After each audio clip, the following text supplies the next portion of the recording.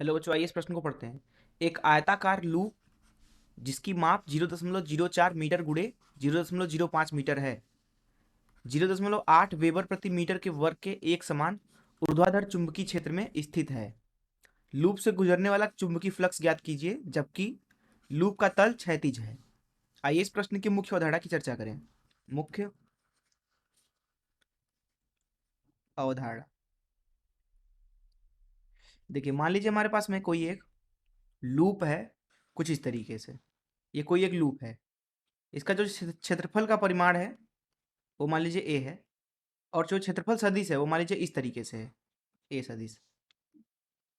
इस लूप के ऊपर एक समान चुंबकीय क्षेत्र बी सदिश अगर लगा दें, क्षेत्रफल और चुंबकीय क्षेत्र के बीच में कोण मान लीजिए थीटा है, तो ये बी सदिश जो है वो पूरे क्षेत्रफल पर एक समान है, अर्थात पूरे क्षेत्रफल पर क्षेत्रफल सदिश और चुंबकीय क्षेत्र के बीच में कोण थीटा ही है।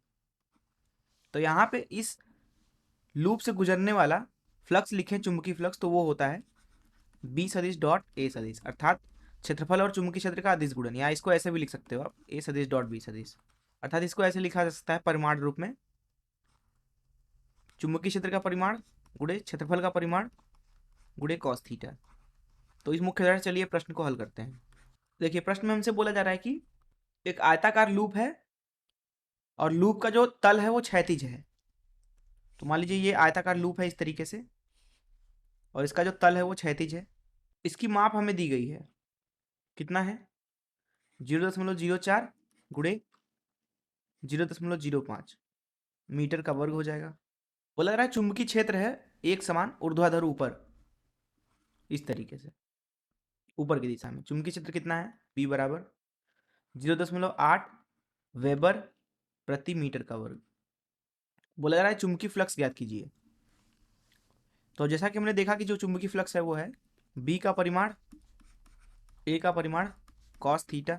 देखिए क्षेत्रफल सदिश जो होगा वो किधर होगा वो हमारे ऊपर निर्भर करता है, लेकिन एक चीज़ नियत होती है, वो है कि जो क्षेत्रफल सदिश होगा वो लूप के तल के अभिलंबवत होता है, या तो उसको आप ऊपर लो या तो नीचे लो। यहाँ पे उसको ऊपर ले लेते हैं, क्षेत्रफल सदिश ए सदिश अर्थात ऊर्ध्वाधर। तो चुंबकीय क्षेत्र भी ऊर्ध्वाधर है, क्षेत्रफल सदिश भी ऊर्ध्वाधर है, तो यहाँ पे थीटा का मान कितना हो जाएगा, शून्य अंश।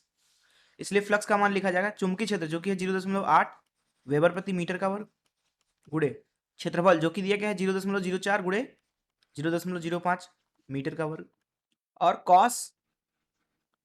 जीरो कॉस जीरो एक होता है। तो यहाँ से फ्लक्स का मान मिल रहा है आपको 0.8 गुणे 0.04 गुणे 0.05 वेबर में। इसलिए फ्लक्स को लिख सकते हैं, फ्लक्स बराबर 0.0016 वेबर। यही हो जाएगा इस प्रश्न का उत्तर। मैं आशा करता हूँ कि आपको इस प्रश्न का हल जरूर समझ में आया होगा। धन्यवाद।